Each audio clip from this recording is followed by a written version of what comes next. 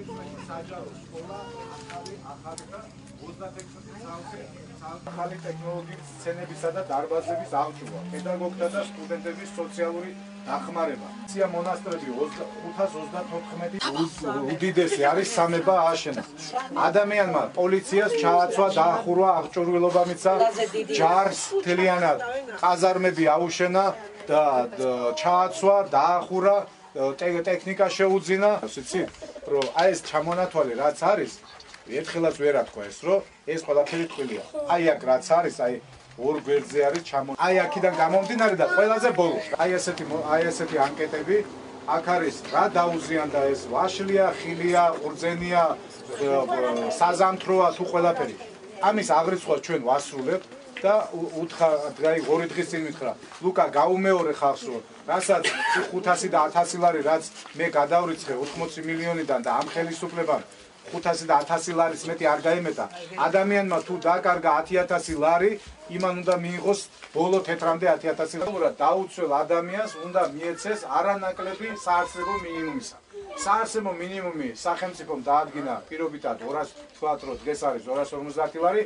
თითოეული პენსიონერიც, ხეიბარიც და ვისაც სამსახური არ გააჩნია, მიიღებს 250 ლარი. ნაციონალები, გვაშინები. არ გაიღოთ ხმაურთ, რომ მოგიხსნა სოციალურს. იქ რომ მიხვალო, გაიგებენ. დაუწერ ხელსო, რა ვიცი, ასინასწორ გვაშინებენ და ვერ ვიღებთ ხმას, ჯერჯერობით ხმა, მაგრამ ვერაფერს ვერ ვამბობთ და იქ რო შევალთ, იმ საარჩევნო კუჩში ჩვენ რას მოუხაზავთ და რას ჩავაგდებ, უკვე ჩვენი საქმეა.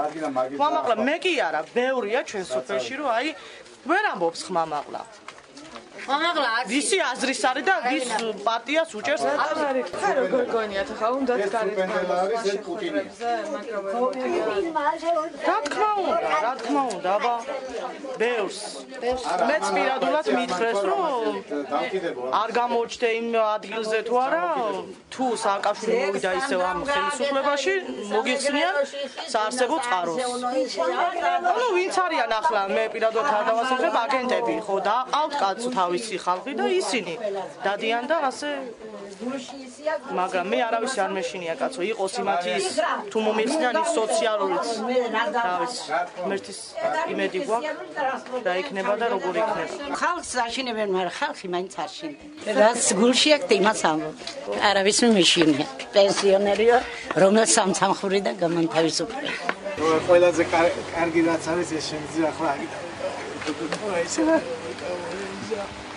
აი ეს მოვაგე ეთყობა რა ქვია ბარბარე